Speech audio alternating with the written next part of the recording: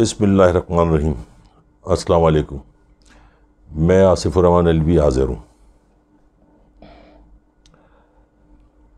کل کافی ساری باتیں ہوئیں ناہید خان کے بارے میں، وصیت کے بارے میں، زرداری کی زبان کس نے کاٹی، کیوں کاٹی، کیسے کٹی، اس کا سارا ڈرامہ وہ میں نے آپ کے سامنے سارا رکھا۔ کچھ لوگوں نے میرا شکریہ بھی ادا کیا، کچھ لوگوں نے دعائیں دیں، کچھ لوگوں نے مجھے خدشات سے آگاہ بھی کیا، کچھ لوگوں نے مجھے یہ بھی کہا کہ تم اچھا نہیں کر رہے ہو۔ اچھا بھائی، مجھے نہیں معلوم برا کیا ہوتا ہے، اچھا کیا ہوتا ہے، میں تو سچ کہہ رہا ہوں تاکہ میرے ملک کے جو محب وطن ہیں ان کو سچائی سے آگاہ کروں۔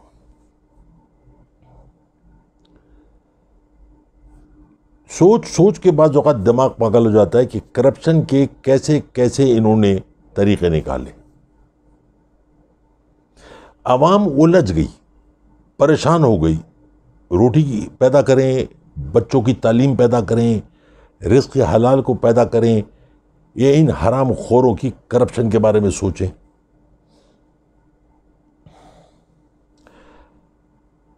ایک اور چھوٹی سی کرپشن میں آپ کو بتاؤں جس کا آج کل بہت ہنگامہ ہو رہا ہے۔ وہ آدھا ادھورا بلاول نامکمل انسان چیخ کے کہہ رہا ہے کہ الیکٹرک کے بارے میں لوگ پریشان ہیں، کراچی کے لوگ خاص طور پہ، بجلی ہے نہیں، بل آ رہے ہیں۔ مگر حقیقت کیا ہے؟ یہ کیوں ایسا؟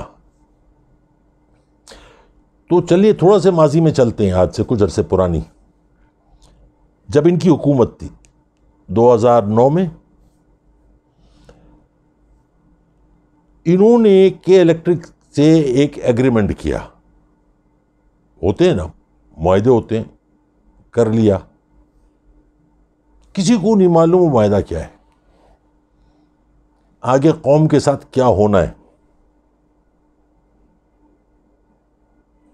معاہدہ کر لیا، کاپر وائر اتر گئے، بجلی کے اوپر عذاب آ گیا، کراچی شہریوں کے اوپر عذاب آ گیا، یہ دودھ کے دھلے، وقت گزرتا گیا، حکومت بدلی، سب کچھ ہوا، لیکن اصل کہانی اس کے پیچھے کیا تھی؟ کک بیک کیسے؟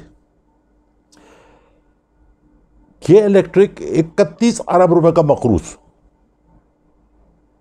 جون میں شاید 2009 میں انہوں نے ایک ایگریمنٹ سائن کیا، اس سائن کے مطابق، اس دستخط کے مطابق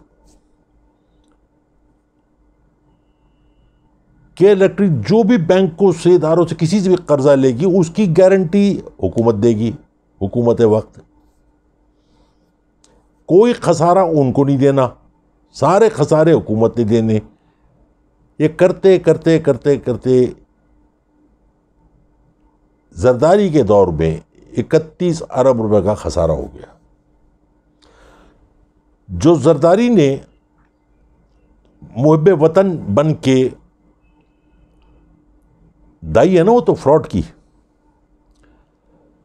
وہ حکومتی خزانہ، حکومتی خسارہ قرار دے کے 31 ارب روپے معاف کر دیے۔ باپ کا پیسہ تھا ان کی، جہیز پہ لائے تھے ان کی اماں، معاف کر دیے۔ اب 31 ارب روپے جو معاف کیے، وہ کیسے اس کو کیسے ڈیوائڈ کیا گیا؟ آپ کو پتا ہے؟ نہیں۔ اس کو ڈیوائڈ کیا گیا کہ جناب 15 ارب روپے زرداری صاحب کو دیے گئے۔ کیا خوبصورت کرپشن ہے! باقی بچے 16 ارب روپے، وہ ان کی جیب میں گئے۔ 1 ارب روپیہ تھوڑا بہت اس پہ لگایا گیا جو آپ کے کسی کام کا نہیں، اور آج ٹی وی پہ بیٹھ کے پریس کانفرنس کر کے بھاشن دیتے ہیں کہ عمران خان، کیا واسطہ عمران خان کا؟ ایگریمنٹ تم لوگوں نے کیا، کھایا تم لوگوں نے، اور عمران خان، یہ چھوٹی سی کرپشن ہے۔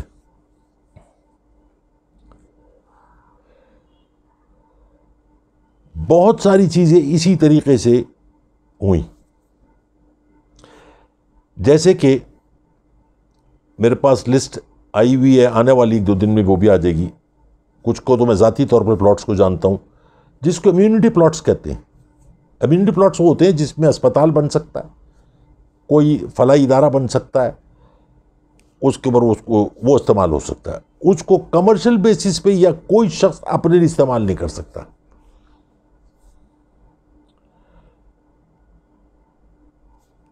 میں ابھی وہ فگر تو نہیں لے سکتا ٹو بی ویری پریسائز، کیونکہ مجھے اس کا صحیح گنتی میں نہیں کر پایا ہوں، اتنے سارے ہیں. لیکن اتنے ہیں کہ آپ سوچ نہیں سکتے.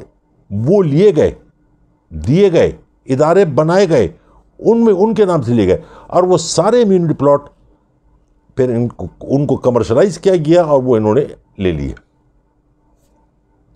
کرپشن کا دوسرا طریقہ.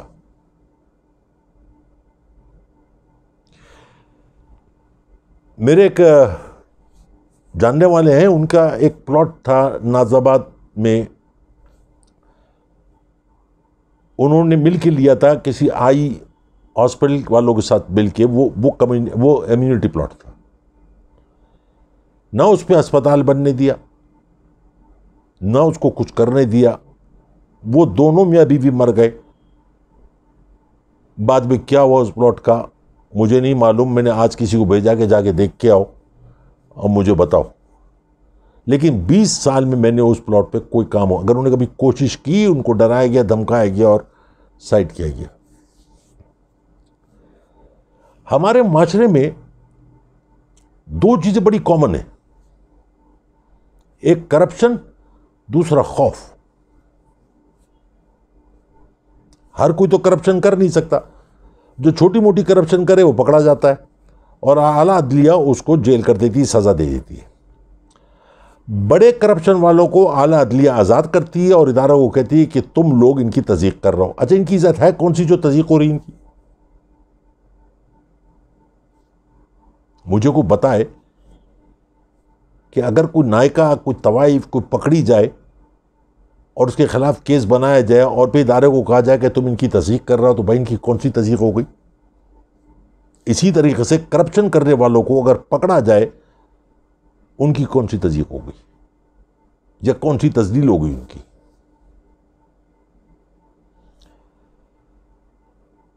آپ ہلکی سی آواز اٹھائیں، آپ کا منہ کچل دیا جاتا ہے.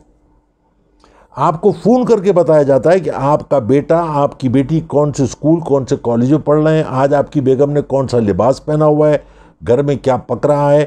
اب سوچ لو، آگے تمہاری مرضی ہے. وہ کیسے بولے گا؟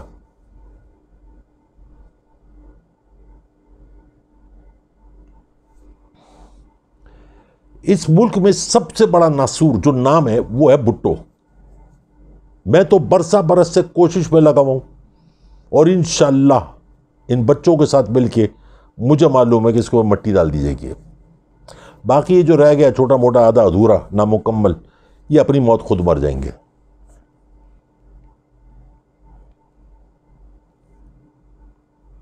آئیں میں آج آپ کو کچھ اور بھی بتاؤں. ایک تو ہمارے نام کے ساتھ جو شاہ لگ جاتا ہے، کتنا بڑا ڈاکو ہو، کتنا بڑا چور ہو، شاہ صاحب گوڑوں کو ہاتھ لگوانا، یہ کیا ہے؟ کون لوگ ہیں یہ؟ کیا ہے مطلب کون سی میں خصوصیت ہے جو ان کے گوڑوں کو ہاتھ لگایا جائے، ان کی طرف پیٹ نہ کی جائے؟ کیا چیز ہے یہ؟ خورشید شاہ ایک میٹر ریڈر جو میٹر ریڈنگ کرتا تھا، گلابی رنگ کی سائیکل تھی جس کا اسٹینڈ ٹوٹا ہوا تھا پرانی، اس پہ بیٹھ کے یہ میٹر ریڈنگ کے لیے جایا کرتا تھا. میں ان دوستوں کو بھی جانتا ہوں جنہوں نے اس کو اس مقام تک پہنچایا کہ یہ جیل میں انہوں نے نہیں پہنچایا، عزت دلوائی، ان کو کچھ آگے بڑھایا. یہ کل کے کنگلے آج کے جو بگلے بنے ہوئے بیٹھے ہیں، یہ کرپشن سے ہوتا ہے. خورشید شاہ کے پاس ذاتی زمین 32 ایکڑ تھی جو آج ہزاروں ایکڑ ہے. آپ نے اندازہ کیا کہ جب وہ جیل سے باہر تو پولیس والے اس کے ہاتھ کیسے چومتے ہو بھائی؟ کیوں؟ اس کے ہاتھ میں ایسی کون سی چیز ہے جو اس کو تم چوم رہے ہو پلیت آدمی کے ہاتھوں میں؟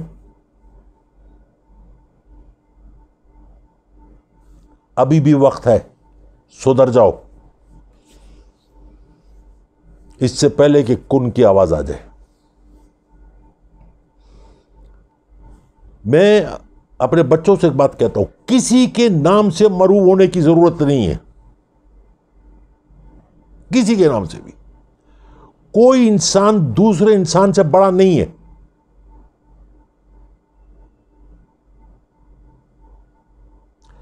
سید کے معنی گھر کا سربراہ، گھر کا سب سے بڑا، اس سے زیادہ کوئی معنی نہیں ہے۔ یہ ان لوگوں نے جہالت عام کر کے ہر ایک کو جاہل مطلق بنا کے ان کے دماغ کے اندر یہ ناموں کا فطور ڈال کے اپنی روٹی حلال کی ہے۔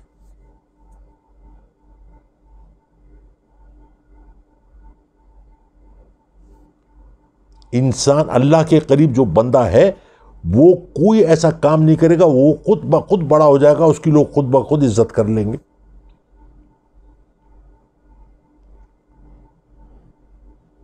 لیکن اپنے نام کے آگے یا پیچھے شاہ لگا لینے سے آپ کیسے بڑے ہو سکتے ہو جبکہ آپ کا کردار ہی مشکوک ہے، بدترین انسانوں میں آپ کا شمار ہوتا ہے۔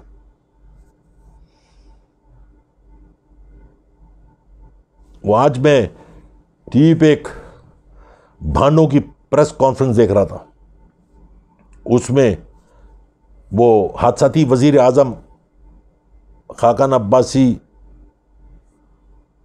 کیا نام ہے اس کا، ارسطو احسن اقبال، خواجہ،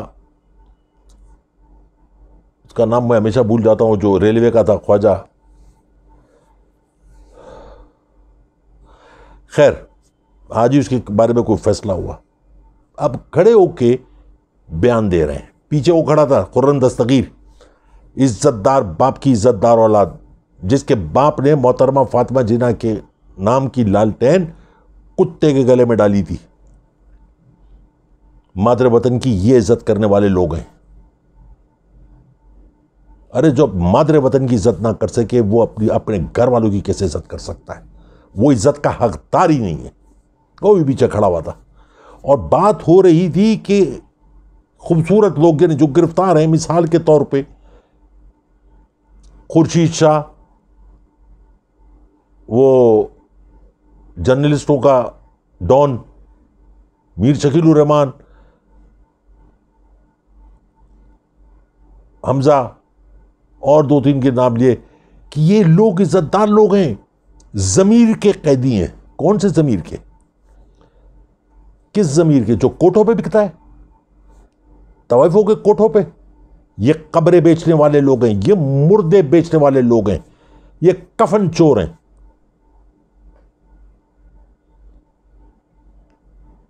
کسی کو زبردستی کوئی نہیں کہہ سکتا کہ میری عزت کرو، میں عزت دار ہوں، دو تھپڑ ماروں وہیں پہ۔ کون سی عزت رکھے؟ عزت اپنے کردار سے ہوتی ہے۔ انسان اپنی عمر سے بڑا نہیں ہوتا کہ ایک 80 سال کا ہو گیا، 70 سال کا ہو گیا، میری عزت کرو، میں سینئر سٹیزن میں شامل ہو گیا۔ سینئر سٹیزن میں ہو تو پاگل خانے بند کر دو اگر عزت نہیں اس کی۔ اپنے کردار سے، اپنے گفتار سے انسان بڑا ہوتا ہے، اپنے اخلاق سے انسان بڑا ہوتا ہے، اپنے کام سے انسان بڑا ہوتا ہے۔ وہ 17 سال کی عمر میں بھی ہو سکتا ہے، وہ 70 سال کی عمر میں بھی ہو سکتا ہے۔ یہ ان لوگوں کو کہتے ہیں کہ ضمیر کے قیدی ہیں، کیونکہ یہ غلط بات نہیں سنتے، سچ بولتے ہیں، یہ حق کے لیے لڑتے ہیں، اس لیے ان کو یہ لوگ اندر رہتے ہیں۔ اور اعلیٰ عدلیہ ان کو پر احسان، ان کو چھوڑ کے قوم کے اوپر احسان کرتی ہے۔ ان للہ و انا الیہ راجعون۔ ان کے بارے میں جب عدالت یہ کہتی ہے کہ آپ شریف لوگوں کی تذلیل کر رہے ہیں، ان کی کردار کشی کر رہے ہیں، تو میں کہتا ہوں شرافت اگر یہ ہے اور اس کردار کی آپ بات کر رہے ہیں تو میری دعا ہے کہ اللہ تعالیٰ سب کے گھر میں ایسی اولادیں پیدا ہوں، سب کے گھروں میں ایسے با کردار لوگ پیدا ہوں۔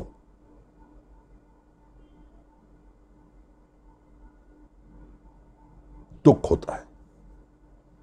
بہت دکھ ہوتا ہے. میں جب بچوں کو دیکھتا ہوں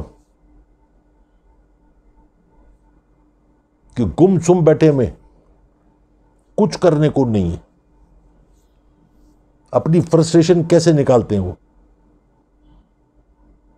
ویڈیو پہ گیم کھیل رہے ہیں, کوئی تفریح نہیں ہے, کچھ بھی نہیں ہے لوگوں کی. یہ تو کووڈ-19 تو اب آیا نا, کرونا. اس سے پہلے بھی کیا تھا لوگوں کے پاس؟ چھوٹا سے 2 اور 2 4 کر کے کیلکولیشن کر لیں کہ جی مہنگائی مہنگائی مہنگائی. ہاں, میں اگر کہوں نا مہنگائی بہت زیادہ ہے تو بات سمجھ میں آتی ہے کہ 1 روپے 20 کلو گوشت میں اپنے ہاتھ سے لایا ہوں, آج 1300 روپے کلو ہے. میرے گھر میں میرے زمانے میں 50 کلو کی بوری کوئلے کی گیس تو تھی نہیں, 40 روپے کی آتی تھی جو مہینے سے اوپر چلتی تھی. تو میں کہوں مہنگائی ہے. آپ دیکھیے, قصائیوں کی دکان پہ جائیے, رش دیکھیے گوشت کی دکان پہ. سوناروں کی دکان پہ جائیے, رش دیکھیے سونار کی دکان پہ. آپ کو اندازہ ہو جائے گا کتنی مہنگائی ہے.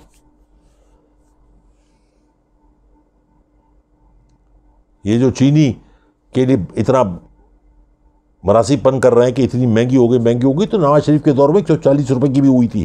نواز شریف کے دور میں 300 روپے کلو ٹماٹر بھی ہوا تھا. نواز شریف کے دور میں 2 مہینے کے لیے پیٹرول نہیں ملا تھا. وہ اسحاق ڈار, خواجہ آصف, ان کی لڑائی تھی اور پسی عوام تھی. لڑائی کیا ہوتی کیا ہے؟ کوٹے سٹے تو ہوا نہیں, ان کے بہو بیٹی تو دی نہیں ہے. پیسے کی لڑائی ہوتی ہے, kickbacks under the table, اس کی لڑائی ہوتی ہے. اور پھر یہ جب ملتے ہیں, جیسے آج ملے ہوئے, ایک دوسرے کو کاٹنے والے آج ایک دوسرے کو چاٹ رہے ہیں. کون لوگ؟ یہی نواز شریف اور زرداری لوگ. یہ وہ لوگ ہیں جو کہتے ہیں نا, you scratch my back, I scratch your back. مگر اب وقت بدل گیا. مجھے بتاتے ہوئے بڑی خوشی ہو رہی ہے, بلکہ میں نے بچوں سے ریکویسٹ بھی کی کہ آئندہ آپ اس قسم کا کوئی بھی کام کریں, اس کی ویڈیو بنائیں اور سوشل میڈیا پہ ڈالیں کہ ہم نے یہ کام کیا ہے, ہم نے اس انسان کو مزید ذلیل کیا ہے, ہم نے اس کے غلیظ منہ کو غلاظت سے لتھڑے ہوئے منہ کے اوپر مزید تھوکا ہے.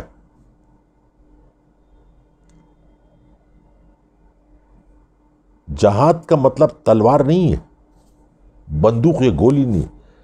جہاد کا مطلب ہے قلم سے سچ لکھو, منہ سے سچ بولو. سچ بولو گے تو اس کا اثر ہوگا. سچ سوچو اور غلط بات کرنے والے کی آنکھوں میں آنکھیں ڈال کے بات کرو.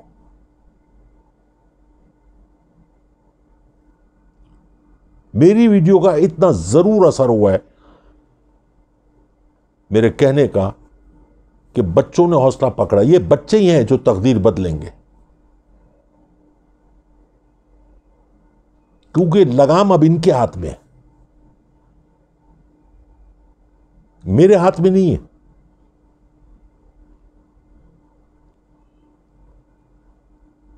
اپنے اندر سے خوف کو نکال کے باہر پھینک دو,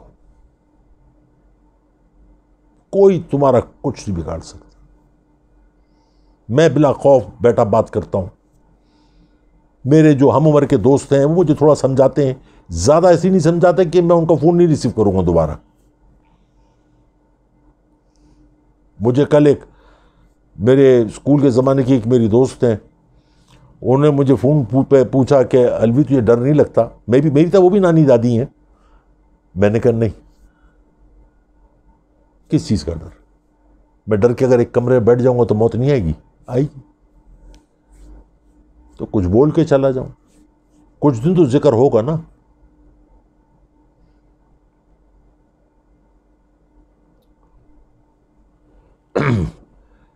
کچھ چیزیں میں نے منگوائی ہیں, وہ آ جائیں گی تو کل انشاءاللہ اس پہ بھی بتاؤں گا. لیکن ایک بات میں بچوں سے کہنا چاہتا ہوں,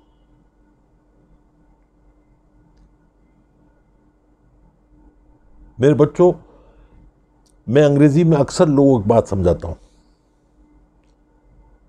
hope for the best, think for the best, do your best, leave the rest, Allah will do the best. اپنی دعاؤں میں پیار محبت میں مجھے یاد رکھے. بہت سارا پیار, بہت ساری محبت, بہت سارا. انشاءاللہ تعالی کل آپ لوگوں سے پھر ملاقات ہوگی. السلام علیکم ورحمۃ اللہ وبرکاتہ.